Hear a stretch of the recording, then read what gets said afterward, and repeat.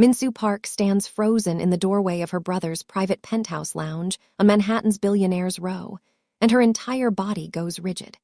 The coffee she had been carrying slips from her fingers and crashes to the marble floor, dark liquid spreading like blood across the pristine white surface. But she does not look down. She cannot look anywhere except at the scene unfolding before her eyes. There, sitting on the Italian leather sofa, is her brother Dong-soo, a very powerful and influential man on the East Coast, the head of the Park family empire, the man who has not smiled genuinely since their mother's funeral 3 years ago. And he is laughing, actually laughing. His head is thrown back, his shoulders are shaking, and the sound coming from his chest is something Minsu has not heard in so long that she almost does not recognize it. But that is not what makes her blood freeze in her veins. Sitting next to him, close enough that their knees are almost touching, is a black woman Minsu has never seen before in her life. The woman's natural hair is styled in beautiful twists that frame her face perfectly. She wears a simple yellow sundress with no designer labels visible anywhere. No expensive jewelry adorns her neck or wrists. No perfectly manicured nails or professionally done makeup. She looks completely, utterly ordinary. And she is making Dong-soo laugh like Minsu has not seen since they were children. The woman turns slightly, still giggling at whatever joke she just told, and Minsu takes in every detail of her face. Warm brown skin that seems to glow in the afternoon light streaming through the floor-to-ceiling windows. Full lips curved into a genuine smile. Eyes that sparkle with intelligence and humor. She is beautiful, Minsu realizes with a sinking feeling in her stomach. Not the manufactured beauty of the socialites and heiresses that Minsu has been trying to introduce to her brother for years. This is natural, effortless beauty. And it makes Minsu sick. She clears her throat loudly, deliberately interrupting the moment. The laughter stops immediately. Dong-soo's smile fades as he looks up and sees his sister standing in the doorway, her designer heels surrounded by spilled coffee, her face arranged into an expression of barely concealed disgust. The black woman turns around, and when she sees Minsu, her smile does not disappear. Instead, it somehow becomes warmer, more welcoming. She rises gracefully from the sofa and takes a step forward, her hand extended in greeting. "Oh, hello, you must be Minsu. Dong-soo has told me so much about you. It is so wonderful to finally meet you. I'm Margaret." Margaret. The name echoes in Minsu's head like an alarm bell. This woman knows her name. This woman has been discussing her with Dong-soo. This woman has apparently been around long enough for conversations about family to happen, and Minsu knew nothing about her until this very moment. Minsu does not take the extended hand. She stares at Margaret's fingers like they are contaminated with something contagious, then slowly, deliberately lifts her gaze to meet Margaret's eyes. The warmth in those brown eyes flickers slightly, but Margaret's smile holds steady. She is not easily intimidated, Minsu notes. That is going to be a problem. "Dong-soo," Minsu says, her voice sharp enough to cut glass. She speaks in Korean, deliberately excluding Margaret from the conversation. "We need to talk, privately, right now." Dong-soo's jaw tightens. He rises from the sofa slowly, and Minsu watches something flash in his eyes. Annoyance, maybe even anger. He has never looked at her like that before, not once in their entire lives. "Margaret," he says, deliberately speaking in English, "would you excuse us for a moment? My sister seems to have forgotten her manners." The pointed comment lands exactly where Dong-soo intended it. Minsu's cheeks flush with embarrassment and rage, but she says nothing. Margaret nods graciously, gathering her simple leather purse from the sofa. "Of course, I should probably head out anyway. I have an early shift tomorrow." She walks toward Dong-soo and rises on her tiptoes to kiss his cheek softly. "Call me later." "Always," he responds, and the tenderness in his voice makes Minsu want to scream. Margaret walks past Minsu on her way to the elevator, and as she passes, she pauses briefly. "It really was lovely to meet you, Minsu. I hope we can get to know each other better soon." There is no sarcasm in her voice, no hidden agenda, just genuine warmth and hope, and somehow that makes Minsu hate her even more. The moment the elevator doors close behind Margaret, Minsu unleashes everything she has been holding back. She storms toward her brother, her heels clicking furiously against the marble floor, words pouring out of her in rapid Korean. Have you completely lost your mind? Do you have any idea what you are doing? Who is that woman? Where did she come from? How long has this been going on? If father is alive and he knows, do you think he's going to approve of it? Do the other families know? Dong-soo, answer me. Dong-soo walks calmly to the bar in the corner of the room and pours himself a glass of whiskey. He takes a slow sip before responding, and his composure only infuriates Min-soo more. Her name is Margaret Thompson. She is a pediatric nurse at Presbyterian Hospital, and she volunteers at a free clinic in the Bronx on weekends. We have been seeing each other for 4 months. Father is dead, as you well know, so his opinion is irrelevant, and the other families can mind their own business. 4 months. The words hit Min-soo like a physical blow. Her brother has been hiding this woman from her for 4 months. She, who has dedicated her entire life to protecting him, to managing his image, to ensuring the Park family remains untouchable. He has been lying to her for 4 months. A nurse, Min-soo spits the word like it tastes foul. A volunteer at some charity clinic. Dong-soo, do you understand what this looks like? Do you understand what people will say? The head of the Park family, slumming it with some random American woman who probably makes less in a year than you spend on watches. Dong-soo sets his glass down with a sharp crack. When he turns to face his sister, the warmth that had been in his eyes moments ago is completely gone. In its place is the cold, calculating expression that has made grown men tremble in boardrooms and back alleys across the country. Be very careful about your next words, Min-soo. That woman you just dismissed as random has more integrity in her smallest finger than half the people in our organization. She has dedicated her life to helping sick children. She volunteers 40 hours a month at a clinic that serves families who cannot afford regular health care. She has never asked me for a single thing. Not money, not gifts, not connections, nothing. Min-soo laughs bitterly, and the sound is ugly in the beautiful room. Oh, please. Every woman wants something. She is playing the long game, brother, making you think she is different, so when she finally reveals what she really wants, you will be too blinded by whatever spell she has cast to see the truth. The only spell she has cast, Dong-soo responds quietly, is making me remember what it feels like to be happy, something I had forgotten was even possible. The words hang in the air between them. Min-soo stares at her brother, and for a moment, just a moment, she sees him. Not the powerful head of the Park family, not the cold businessman who controls an empire worth billions, just her older brother. The boy who used to sneak her extra dessert when their father was not looking. The teenager who taught her to ride a bike in the garden of their family estate. The young man who held her hand at their mother's funeral when she was too broken to stand on her own. But then the moment passes, and all Min-soo can see is danger, weakness, vulnerability. Everything their father taught them would get them killed in their world. She will destroy you, Min-soo whispers. Maybe not today, maybe not next month, but eventually she will be your undoing. I will not stand by and watch that happen. Dong-soo picks up his glass and finishes his whiskey in one long swallow. When he sets it down again, his decision has been made. Then do not watch. But know this, little sister. Margaret is not going anywhere. And if you make any move against her, if you try to interfere in any way, you and I will have a very different conversation, one you will not enjoy.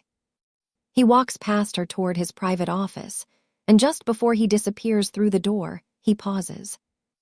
Have someone clean up the coffee you spilled. It will stain the marble.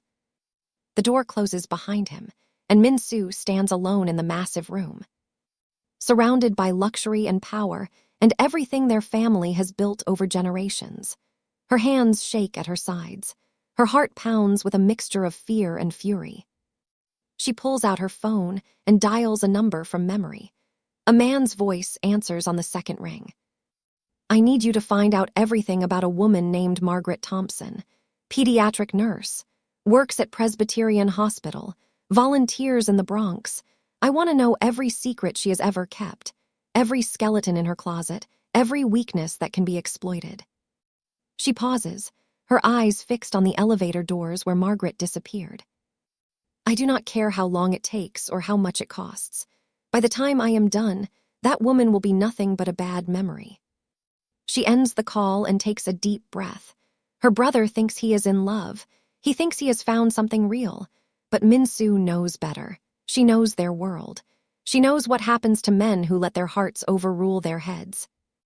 She will save Dong-soo from himself, whether he wants to be saved or not. This is war. Min-soo has just declared war on Margaret.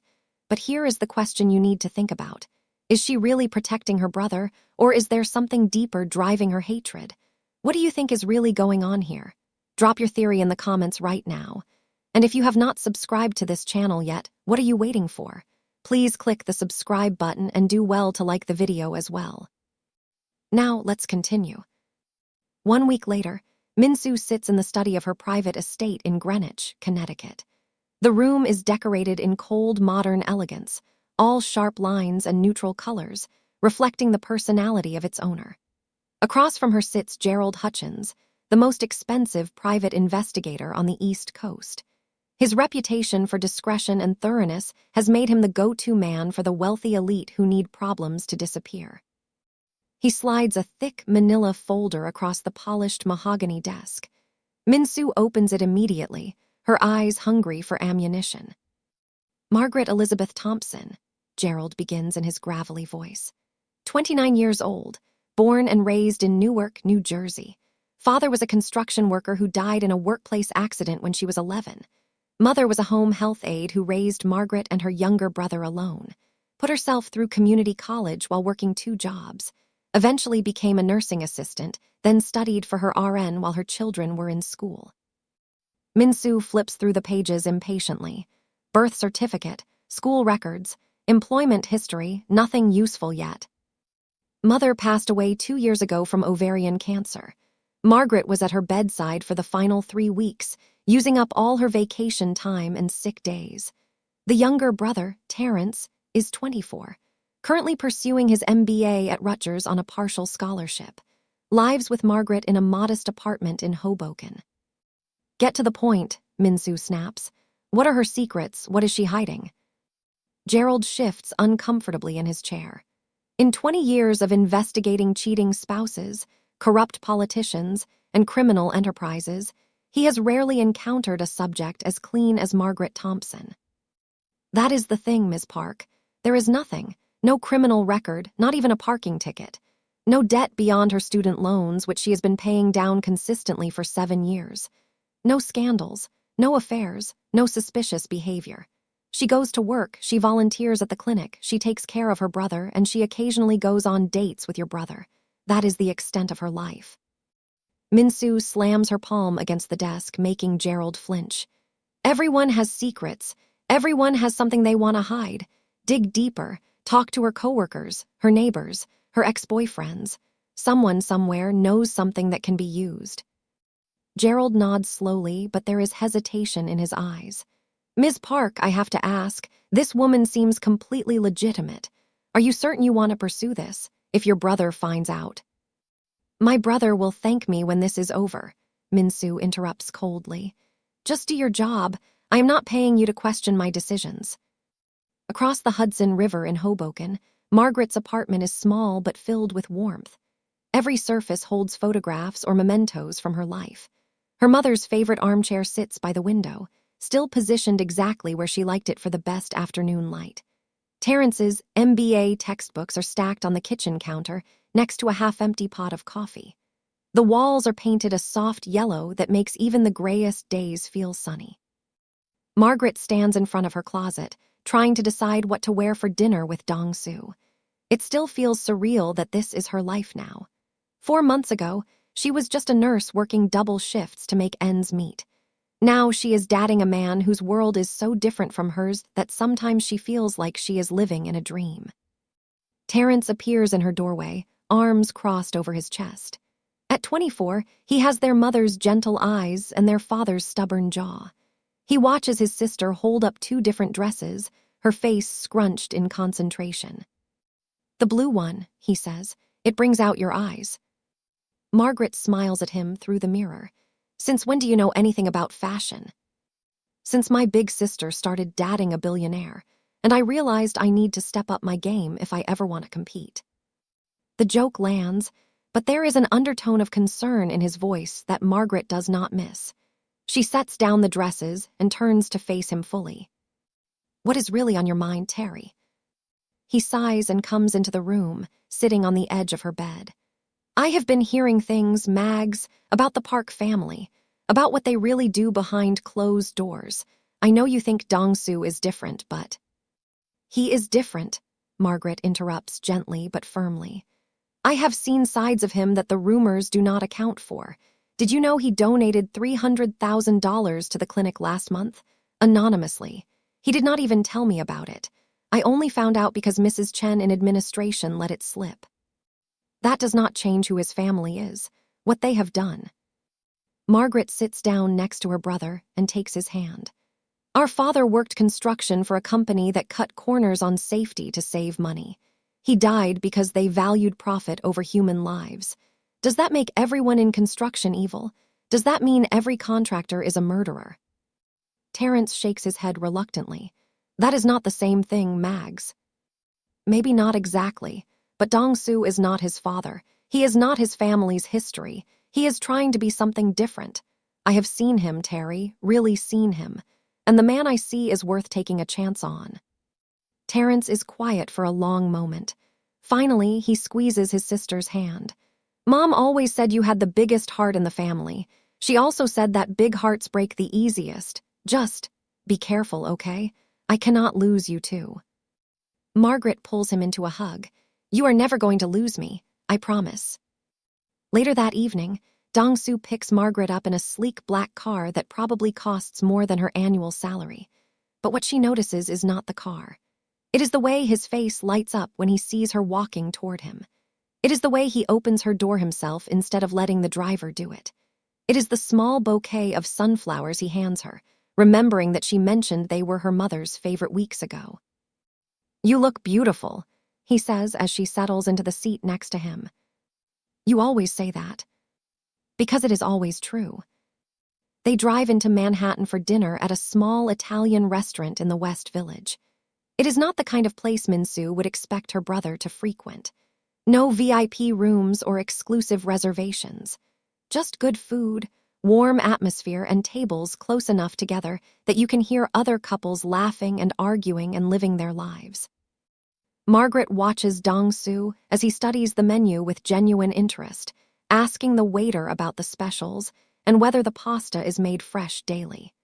This is not the fearsome figure that the world sees.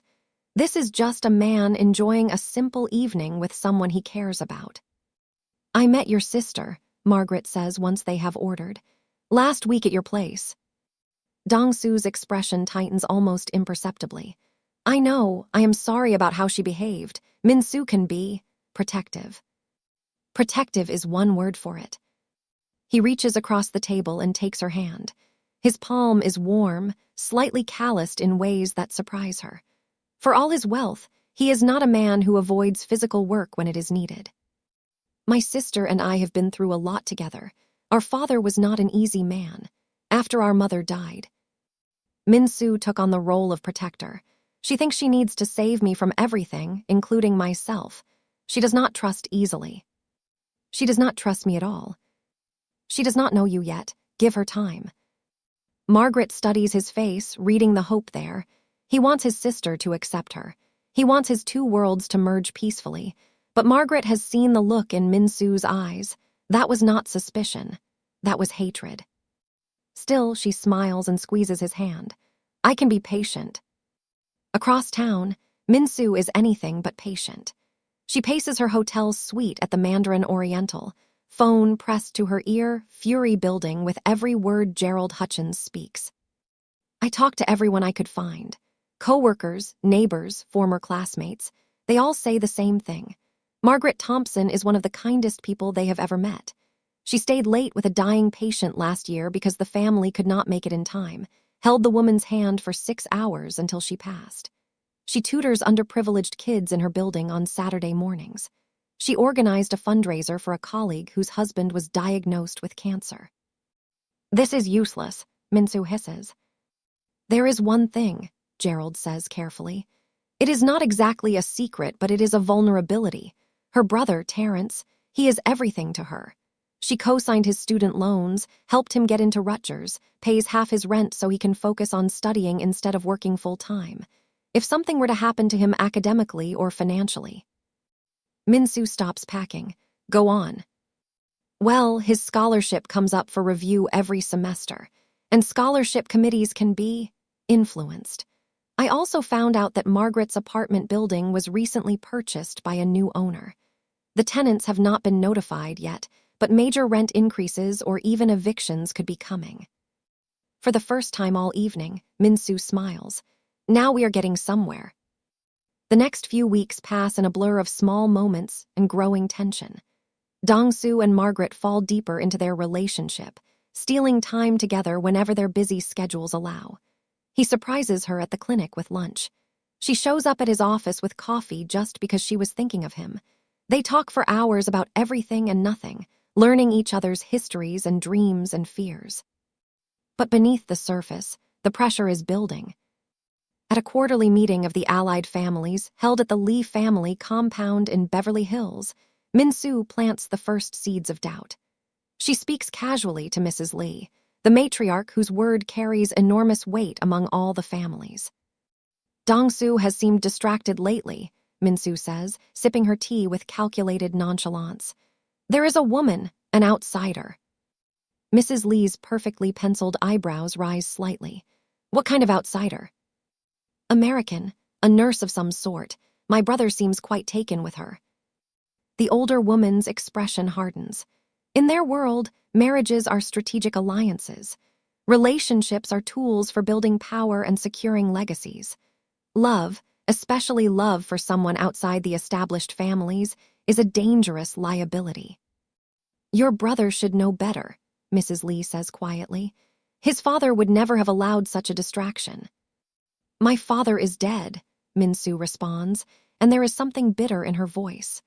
And my brother does not listen to me as he once did. By the end of the evening, every family representative at the gathering knows about the Black American woman who has captured Dong-soo Park's attention.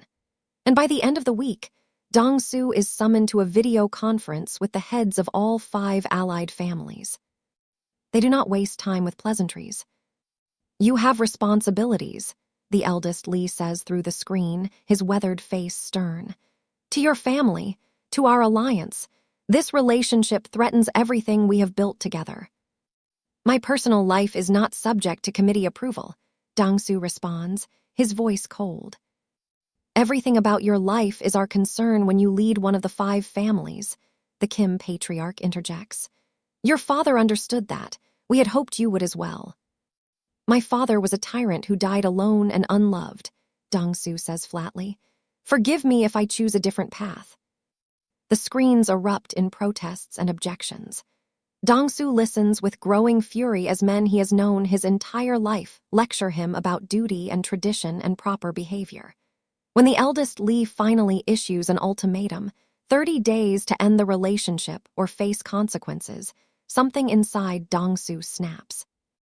Do not threaten me, he says quietly, and the room goes silent. Any of you. My father built an empire that put you all in the positions you hold today. You exist because the Parks allowed you to exist. Remember that before you make demands of me. He ends the call with a single click, then sits in the silence of his empty office, his hands trembling with rage. Jin-ho, his most trusted advisor and right-hand man, steps into the room hesitantly. Sir, that was perhaps not the wisest approach. I do not care about being wise. I care about Margaret. Jin-ho nods slowly. Then you should know something. The allied families did not organize this intervention on their own. Someone has been feeding them information, encouraging their concerns, stoking their fears. Dong-soo already knows the answer, but he asks anyway. Who? Jin-ho hesitates. Your sister, sir. Min-soo has been in contact with Mrs. Lee for weeks. Dong-soo closes his eyes. His own blood, his only family, working against him. Keep watching her, he orders quietly. I want to know every move she makes, everyone she talks to, everything she is planning. And if she threatens Ms. Thompson directly? Dong-soo opens his eyes, and what Jin-ho sees there makes him take an involuntary step backward. Then Min-soo will discover exactly how far I am willing to go to protect the woman I love. Margaret feels it before she understands it, the subtle shifts that signal something has changed. At first, she thinks she is imagining things. The uneasy glances from colleagues who usually greet her warmly. The health inspector who shows up unannounced at the clinic, finding violations that have never been mentioned in previous inspections. The letter from her landlord announcing that the building has new owners and all tenants must vacate within 60 days. Then Terrence calls her, his voice shaking with confusion and fear.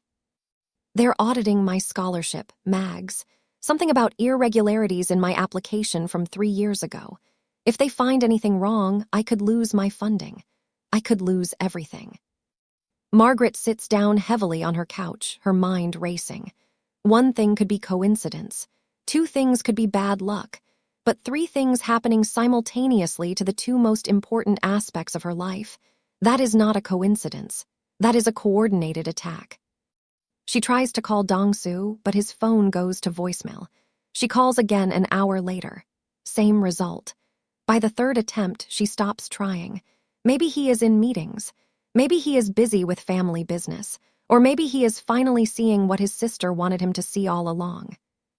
That night, Margaret cannot sleep. She lies in bed staring at the ceiling, running through every moment of the past few months, looking for signs she might have missed. Was she naive to think this could work? Was she foolish to believe that love could bridge the enormous gap between their worlds? Her phone buzzes just after midnight, a text from an unknown number. This is only the beginning. Walk away now while you still can. Margaret reads the message 3 times. Then she does something that surprises even herself. She laughs, a tired, bitter laugh that fills her small bedroom and bounces off the walls. Walk away, as if she is some fragile flower who wilts at the first sign of adversity. Whoever sent this message clearly does not know who they are dealing with. Margaret Thompson was 11 years old when she watched her father's body being lowered into the ground. She was 15 when she started working nights at a grocery store to help her mother pay the bills. She was 18 when she held her crying mother's hand at the bankruptcy hearing that took their family home. She was 27 when she spent 3 weeks sleeping on a hospital cot, watching cancer slowly consume the strongest woman she had ever known. She has been through hell and come out the other side, again and again and again. Some rich princess in designer clothes is not going to break her. The next morning, Margaret marches into Presbyterian Hospital with fire in her eyes. She does not wait to be summoned. She walks straight to the HR department and demands to see the accusations against the clinic. The supervisor, a nervous woman named Patricia, hesitates at first, but something in Margaret's expression makes it clear that refusal is not an option. The documents are damning. Alleged prescription drug theft totaling $15,000 over 6 months. Patient records accessed without authorization. Controlled substances signed out under Margaret's name and never accounted for. Margaret reads every page slowly and carefully. Then she sets the folder down and looks Patricia directly in the eyes. "This is fake," she says calmly. "Every single page of this is fabricated. The dates they claim I accessed these records. I was on vacation for 3 of them, in Florida visiting my aunt. I have plane tickets, hotel receipts, and about 40 photos on my phone to prove it." Patricia shifts uncomfortably. "These are serious allegations, Ms. Thompson. We have to investigate." "Then investigate. Go ahead. Check the security footage from the pharmacy. Cross-reference the access logs with my actual schedule. Talk to my colleagues who worked alongside me every single day. The truth will come out. It always does." She stands to leave, then pauses at the door. "And when you discover that someone has manufactured this entire case to destroy my career, I expect a full apology and an investigation into who is responsible. Because someone is spending a lot of money and effort trying to ruin my life, and I intend to find out who." While Margaret fights for her reputation, Dong-soo is trapped in a different kind of battle. Jin-ho has spent the past 3 days gathering intelligence, And what he presents to Dong-soo in the privacy of his office makes everything suddenly, terrifyingly clear. The evidence against Ms. Thompson was created by a forger named Edward Crane, cousin to Victor Crane. Dong-soo's blood goes cold at the name. Victor Crane, real estate developer, criminal mastermind, and the man whose father Dong-soo's father destroyed 30 years ago in a brutal power struggle that left the Crane family broken and desperate for revenge. Why would the Cranes get involved in this? Because someone invited them in. Jinho slides a photograph across the desk. It shows Min-soo sitting across from Victor Crane in what appears to be a private dining room. The date stamp is 3 weeks ago. For a long moment, Dong-soo cannot speak, cannot move, cannot process what he is seeing. His sister, his blood, his only remaining family, has allied herself with his greatest enemy, not just to separate him from Margaret, but to destroy the entire Park empire from within. Does she know who Crane is?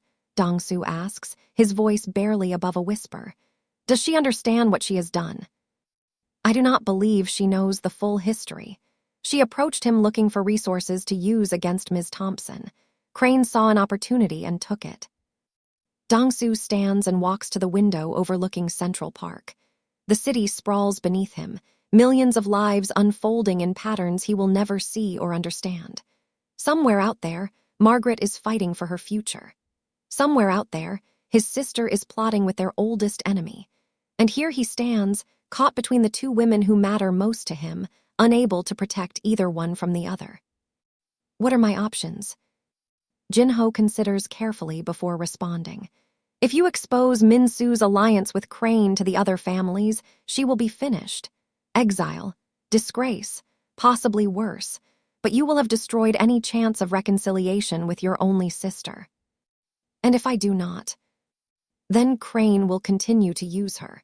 The attacks on Ms. Thompson will escalate, and eventually, Crane will have enough inside information to bring down the entire park operation.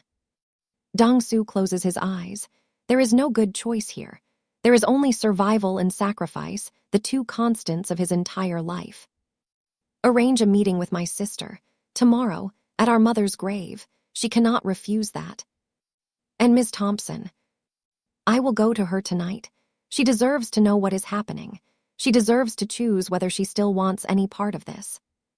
But Margaret chooses first.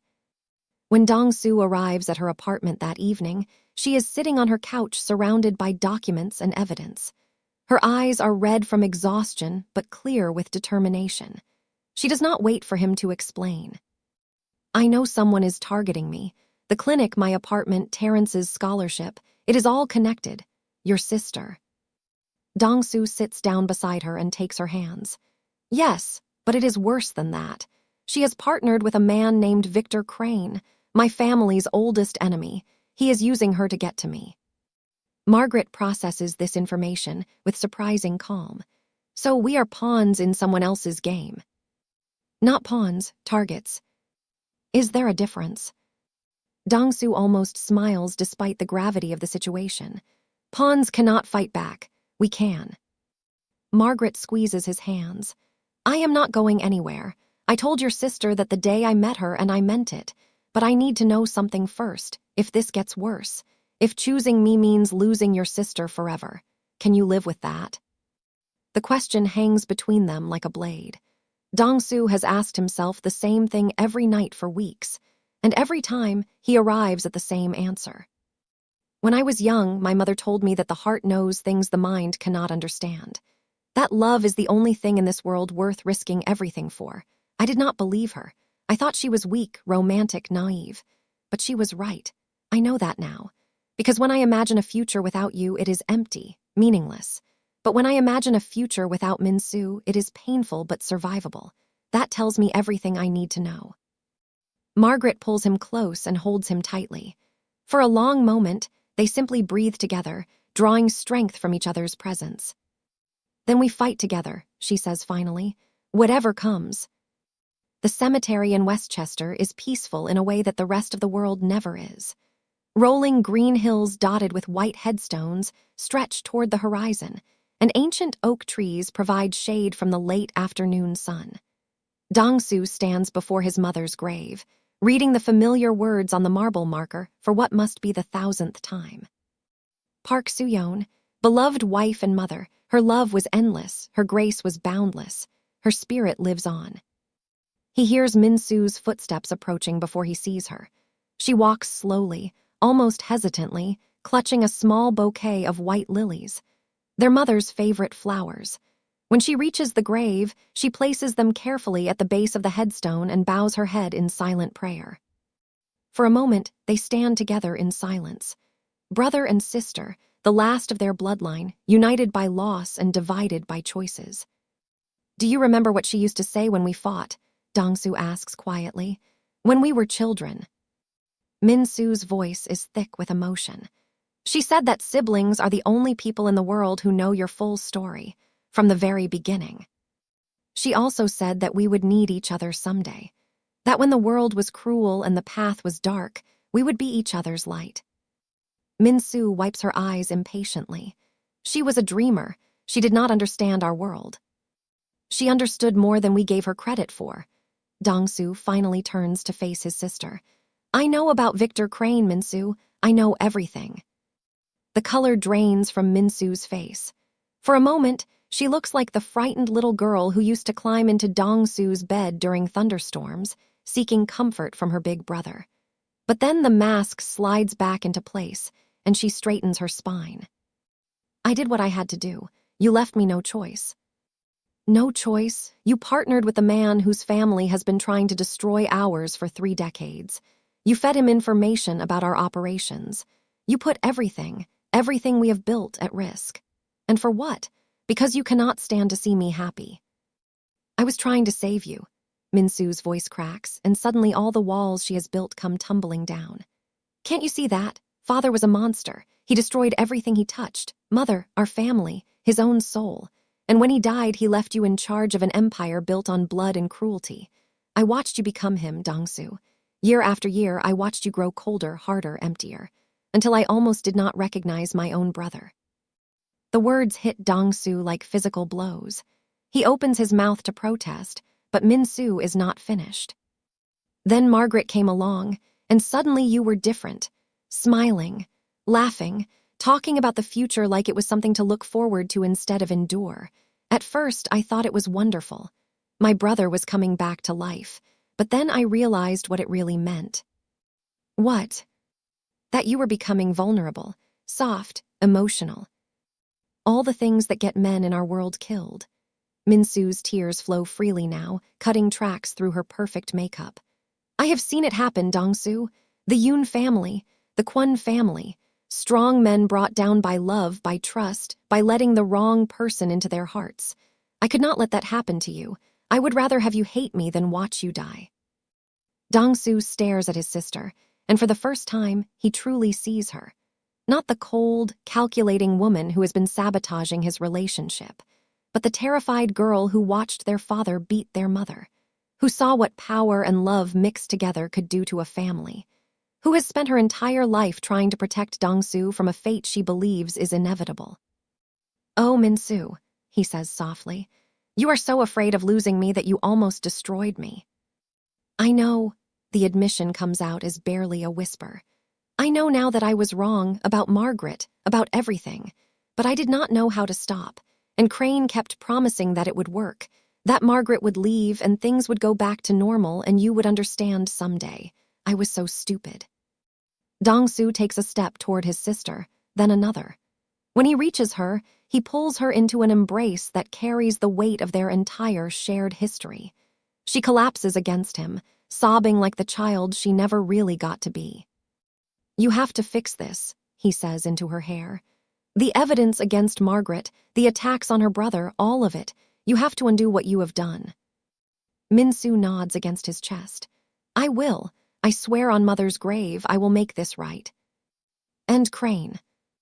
Min-soo pulls back slightly, wiping her face with shaking hands. "He has everything he wanted from me already. Information about our suppliers, our security protocols, our offshore accounts. I did not realize what he was doing until it was too late. He played me, Dong-soo. I thought I was using him, but he was using me all along." The magnitude of the situation settles over Dong-soo like a physical weight. Victor Crane now has enough information to cripple the Park Empire. The attacks on Margaret were never the real goal. They were just a distraction while Crane gathered intelligence for a much larger assault. Then we need to move fast, Dong-soo says, before Crane can use what you gave him. What can I do? How can I help? Dong-soo looks at his sister with a mixture of love and disappointment that will take years to fully resolve. Start by going to Margaret. Tell her the truth, all of it, and apologize. Min-soo's face twists with reluctance, but she nods. I will, I promise. And Min-soo, if you ever go behind my back again, if you ever betray my trust again, not even Mother's memory will protect you from the consequences. Do you understand? Min-soo meets his eyes steadily. I understand. They stand together before their mother's grave for a few more moments, two broken people trying to find their way back to each other. The path ahead is unclear, filled with enemies and obstacles and wounds that may never fully heal. But for the first time in months, there is a glimmer of hope. They are family, and family fights together. The counterattack begins immediately. Jinho coordinates with Dong-soo to identify every piece of information Min-soo shared with Victor Crane. Passwords are changed. Suppliers are moved. Security protocols are overhauled. It is expensive and disruptive, but necessary to minimize the damage Crane can do. Meanwhile, Margaret faces her accusers at the hospital. The investigation has turned up exactly what she predicted. The evidence against her is fabricated. Security footage shows her nowhere near the pharmacy during the alleged thefts. Access logs were altered by an outside source. Witness statements contradict each other in ways that suggest coordination rather than truth. The hospital issues a formal apology and reinstates Margaret with full back pay. The HR supervisor, Patricia, personally escorts her back to her unit, expressing embarrassment and outrage that such a thing could have happened. But Margaret is not satisfied. I want to know who did this, she tells Patricia. Someone tried to destroy my career and my reputation. They should face consequences. I agree completely. Legal is already looking into it.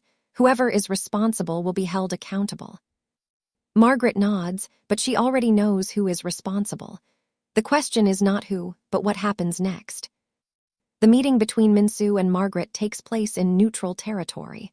A small coffee shop in Jersey City, far from the glittering towers of Manhattan where both women usually operate. Min-soo arrives first, dressed simply by her standards, no designer labels visible. She orders a black coffee and waits. When Margaret walks in, Min-soo sees her differently than before. Not as an intruder or a gold digger or a threat, but as a woman who has faced everything Min-soo could throw at her and refused to break. There is something almost admirable about that kind of strength. Margaret sits down across from Min-soo and says nothing.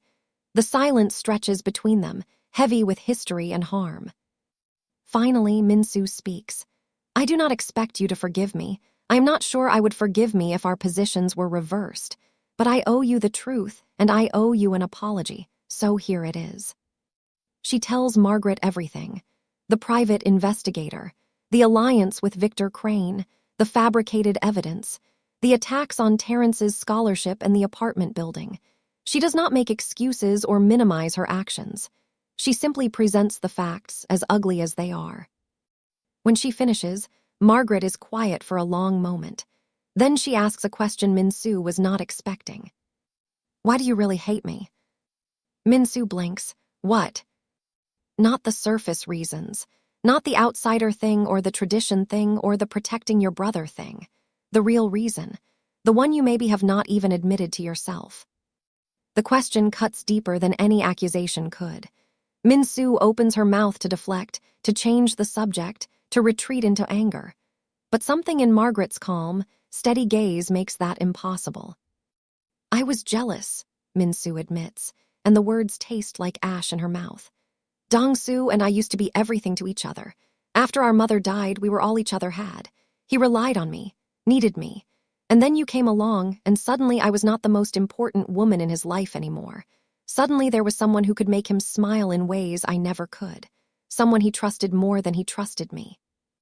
Margaret considers this. That must have been incredibly painful. It is, Min-soo's voice cracks. I have spent my whole life trying to be enough for him, trying to protect him from everything and everyone, and it was never enough. He still pulled away. He still shut me out. And when I saw how open he was with you, how freely he gave you the things he always kept from me. You felt betrayed. Yes. Margaret reaches across the table and does something Min-soo absolutely did not expect. She takes Min-soo's hand. I am not trying to replace you, Margaret says gently. I could never replace you. You are his sister. You share a history that I will never fully understand. What I am trying to do is add to his life, not take away from it. There is room for both of us to love him. Min-soo stares at their joined hands, overwhelmed by a kindness she absolutely does not deserve. How can you say that after everything I have done to you? Because holding on to anger is exhausting. Because Dong-soo loves you, and I love Dong-soo, which means I have to at least try to understand you. And because my mother raised me to believe that people can change. That redemption is always possible for those who truly want it. Min-soo's tears fall again, and this time she does not try to stop them. I want to change, I want to fix this, but I do not know if it is too late. Margaret squeezes her hand. It is never too late, but fixing this means more than just apologizing to me. Victor Crane is using the information you gave him. He is planning something, and if we are going to stop him, we need to work together. Together? You, me, Dong-soo. Whatever comes next, we face it as a family. Margaret pauses, letting the words sink in. Because that is what you are to me now, Min-soo. Whether you like it or not, you are going to be my family. Min-soo cannot speak. She cannot do anything except nod and cry and hold onto Margaret's hand like it is a lifeline. For the first time in longer than she can remember, she does not feel alone. The intelligence on Victor Crane paints a terrifying picture. He has spent the past decade building an empire of corruption and crime, hidden behind a facade of legitimate business, money laundering through shell companies, bribery of federal officials, extortion of rival developers, human trafficking through construction sites. The list goes on and on. And now he has information that could expose the Park family's own illegal operations, carefully concealed for generations behind layers of corporate structure and plausible deniability. If Crane goes public with what Min-soo gave him, it will not just destroy the Parks. It will trigger investigations that could bring down all 5 allied families. Dong-soo calls an emergency meeting, not with the allied families yet, first with his inner circle. Jin-ho, his head of security, a quiet man named Thomas Chen. His personal attorney, a woman named Victoria Reynolds who has been with the family for 20 years. And to everyone's surprise, Min-soo and Margaret. They gather in the war room of the Park family headquarters, a secure facility designed to resist surveillance of any kind. Dong-soo stands at the head of the table, his face grim but determined. Victor Crane has enough information to destroy us. We have 3 options. First, we pay him off. Give him whatever he wants in exchange for his silence. That will not work, Victoria says immediately. Blackmailers never stop at one payment, and Crane does not want money, he wants revenge. Second option, we go to the authorities ourselves. Turn over evidence of Crane's crimes and hope that the investigation focuses on him rather than us. Thomas shakes his head. Too risky. There is no way to control what an investigation might uncover. Which leaves option 3.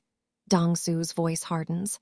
We destroy Victor Crane completely, his business empire, his reputation, his allies. We take away everything he has until he is no threat to anyone. The room is silent. Finally, Margaret speaks. How do we do that without becoming the very thing we are fighting against? Dong-soo meets her eyes. We use his own weapons against him. Crane built his empire on secrets and lies. We expose them, not through violence, through truth. Jin-ho nods slowly. We have been gathering intelligence on Crane for years, waiting for the right moment. We have evidence of his money laundering schemes, his connections to corrupt officials, his involvement in covering up workplace deaths at his construction sites. And I have access to his inner circle, Min-soo adds quietly. He still thinks I am on his side. I can get more. Victoria leans forward. If we can get this evidence to the right people, federal prosecutors, investigative journalists, rival families who have been hurt by Crane, we could bring him down without ever exposing ourselves. It is risky, Thomas warns. If Crane realizes what we are doing before we are ready. Then we move fast, Dong-soo says. We have 1 week. 1 week to gather everything we need and coordinate our attack. By the time Crane realizes what is happening, it will be too late. Margaret looks around the room at the faces of people she barely knew a month ago. A billionaire crime boss, his right-hand man, a security chief who could probably kill her without leaving a trace, an attorney who has witnessed things that would give her nightmares for years. And she is sitting among them, planning the takedown of a monster, like this is the most natural thing in the world. Her mother would be horrified, or maybe she would be proud. It is hard to say. The week that follows is the most intense of Margaret's life. She continues working at the hospital, maintaining the appearance of normalcy, while every spare moment is consumed by the operation against Crane. She coordinates with Terrence, whose scholarship audit mysteriously evaporates once Min-soo makes a few calls. She works with Victoria to prepare legal documentation that protects her and her brother from any fallout. Min-soo, meanwhile, plays the most dangerous role. She maintains contact with Crane, pretending to still be his ally, feeding him false information while extracting every secret she can. It is terrifying work. One wrong word, one suspicious glance, and Crane will know he has been betrayed. But Min-soo is not the same woman she was a month ago. The fear that used to paralyze her has been replaced by something stronger, the determination to prove herself worthy of the second chance she has been given. On the 5th day, she hits the jackpot. A private dinner with Crane at his estate in the Hamptons, where he drinks too much wine and speaks too freely about his plans. She records everything on a device Jin-ho provided, hidden in her designer clutch. The recording captures Crane admitting to bribing 3 federal judges, ordering the destruction of evidence in a wrongful death lawsuit, and planning to use the Park family secrets to extort them for $100 million over the next decade. When Min-soo delivers the recording to Dong-soo, her hands are still shaking, but her eyes are clear and proud. This is enough, Jin-ho confirms after reviewing the evidence. This is more than enough. Victor Crane is arrested on a Tuesday morning, in front of the federal courthouse in Manhattan, where he was scheduled to appear for a routine hearing on one of his many pending lawsuits. The cameras capture everything. The shock on his face, the federal marshals placing him in handcuffs, the crowd of reporters shouting questions he cannot answer. The charges are devastating. 17 counts of money laundering, 12 counts of bribery, 6 counts of obstruction of justice, 3 counts of conspiracy to commit fraud, and buried in the middle of the indictment, almost as an afterthought, 4 counts of extortion related to his attempted blackmail of the Park family. The news cycles erupt. Crane's face is everywhere, paired with headlines about his decades of corruption and crime.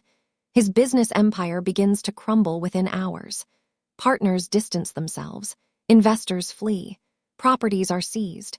By the end of the week, the man who once thought he was untouchable is facing the very real possibility of spending the rest of his life in federal prison. But Crane is not going quietly. From jail, he manages to get a message to a reporter at a major newspaper. He wants to make a deal. He has information about the Park family, he claims. Enough to bring down one of the most powerful criminal organizations on the East Coast. In exchange for leniency, he will tell them everything. The reporter contacts Dong-soo's attorney for comment. Victoria handles the call with practiced calm. Mr. Crane is facing serious charges and is clearly desperate to avoid consequences. Any allegations he makes should be viewed in that context. The Park family is a legitimate business enterprise with nothing to hide. But behind closed doors, the tension is thick enough to choke on. He is bluffing, Jin-ho insists. The information Min-soo gave him is outdated, We have already changed everything. He might have kept records we do not know about, Thomas counters. We cannot assume we are safe. Dong-soo silences them both with a look. We wait. Crane has to prove what he claims, and he cannot prove what does not exist anymore. Let him dig his own grave. Margaret watches the drama unfold from the periphery, trying to reconcile the world she has entered with the values she was raised on. She knows what the Park family is. She knows the things they have done, the laws they have broken, the people they have hurt. And yet she also knows Dong-soo, the man who reads to sick children, the man who cries at sad movies, the man who has risked everything for her. Can both things be true? Can a person be a criminal and still be good? She does not have answers, only questions, and the uncomfortable certainty that her life will never be simple again. The prosecutors decline Crane's offer. Without corroborating evidence, his allegations are worthless. And the evidence he thought he had, the secrets Min-soo shared, lead nowhere. Changed passwords, moved accounts, different suppliers. It is as if the information was deliberately designed to be useless by the time he tried to use it. Which, of course, it was. Crane's trial lasts 3 weeks. The evidence against him is overwhelming.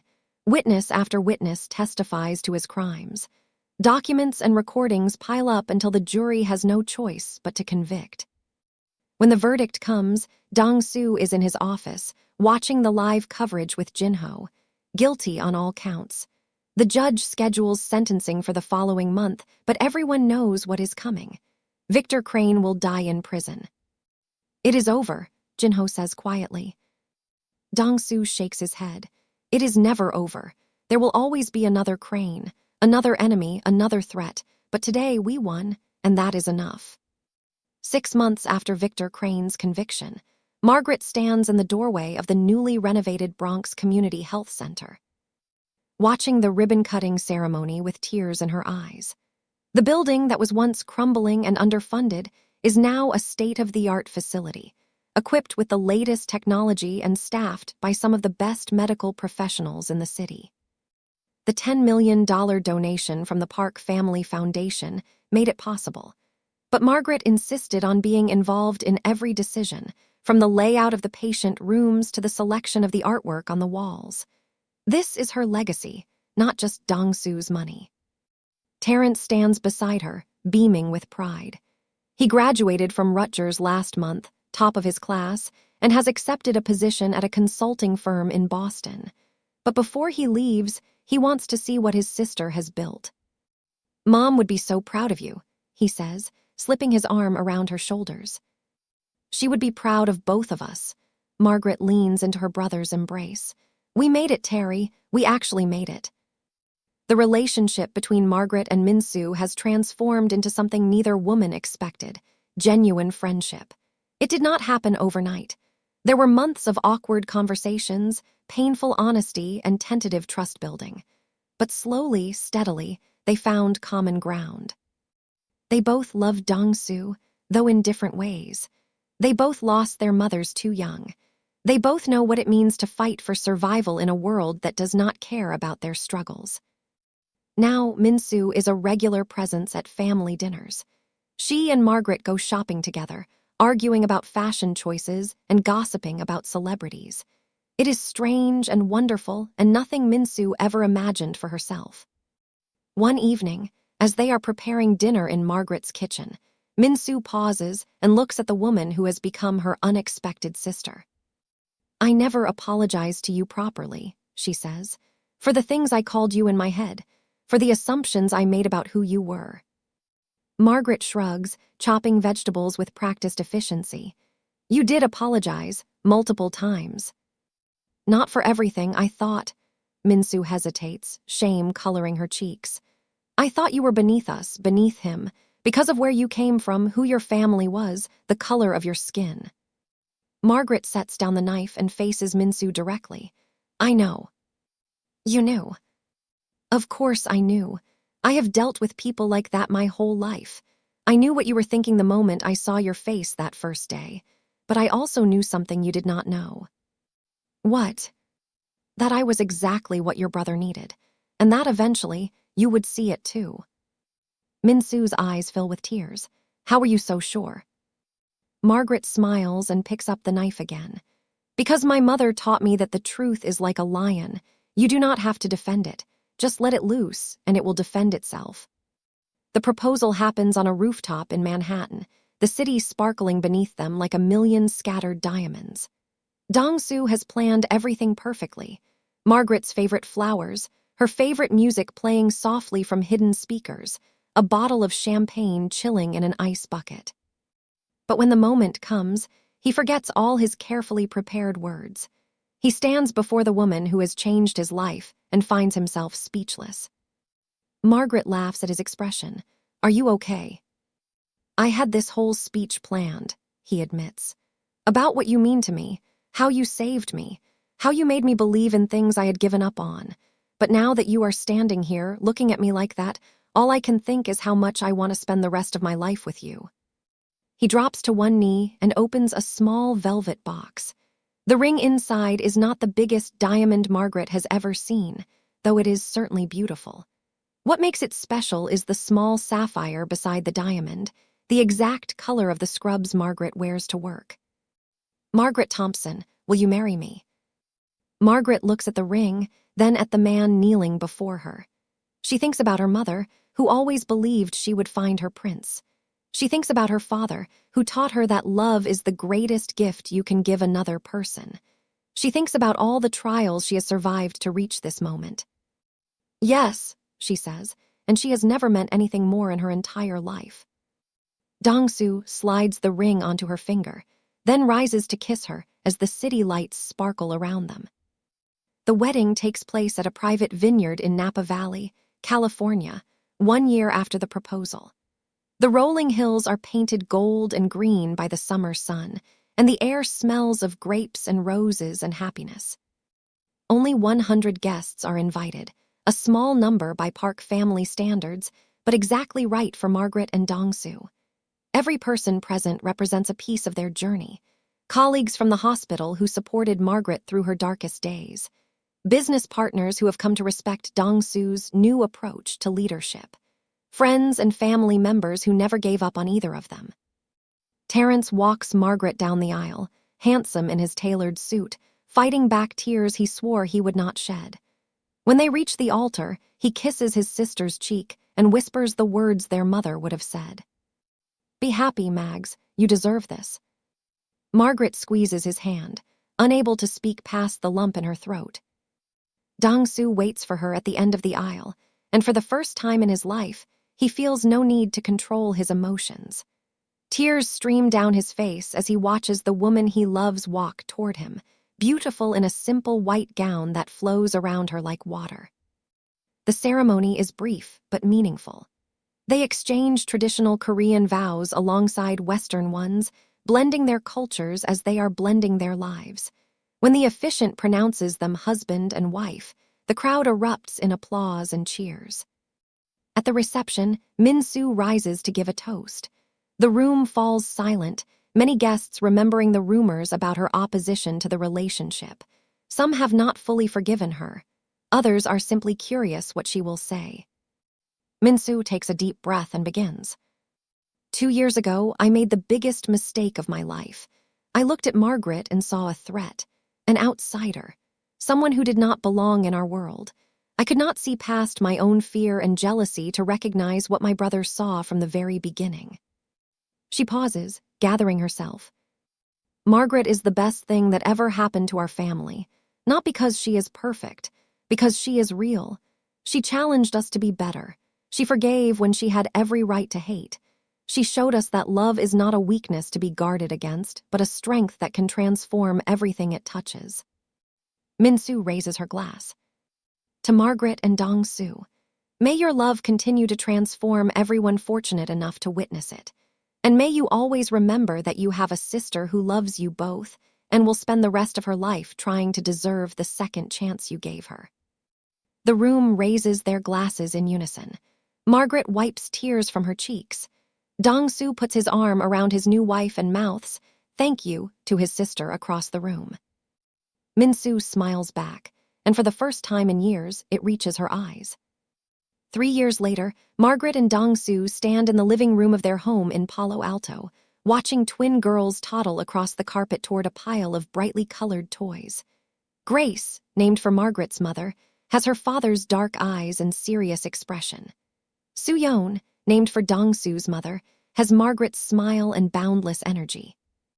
They are the perfect blend of their parents, proof that two people from completely different worlds can create something beautiful together. Min-soo visits often, spoiling her nieces with gifts and attention. She has changed in ways that even she does not fully understand. The fear and jealousy that once consumed her have been replaced by a peace she never knew was possible. She is learning, slowly, to let love in instead of pushing it away. On this particular Sunday afternoon, the house is full of warmth and laughter. Terrence has flown in from Boston for the weekend.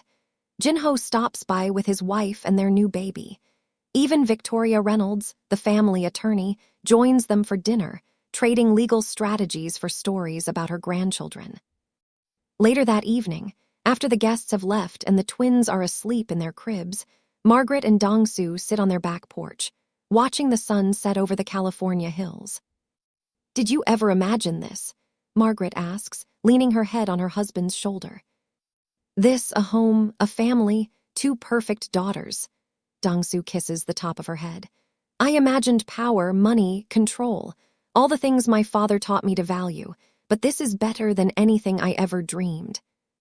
"Your mother would be proud. She would love you.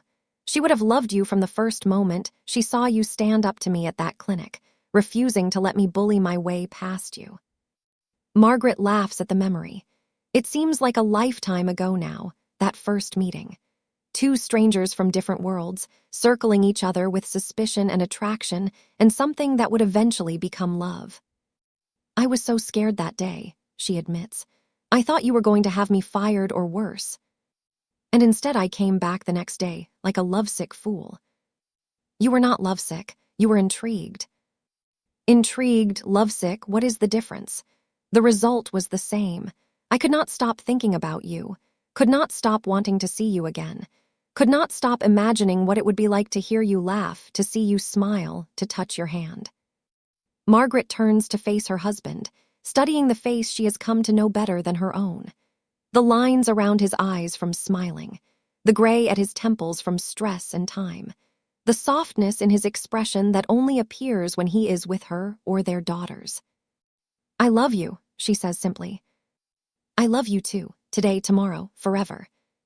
The story of Dong-soo Park and Margaret Thompson becomes legend in both their worlds.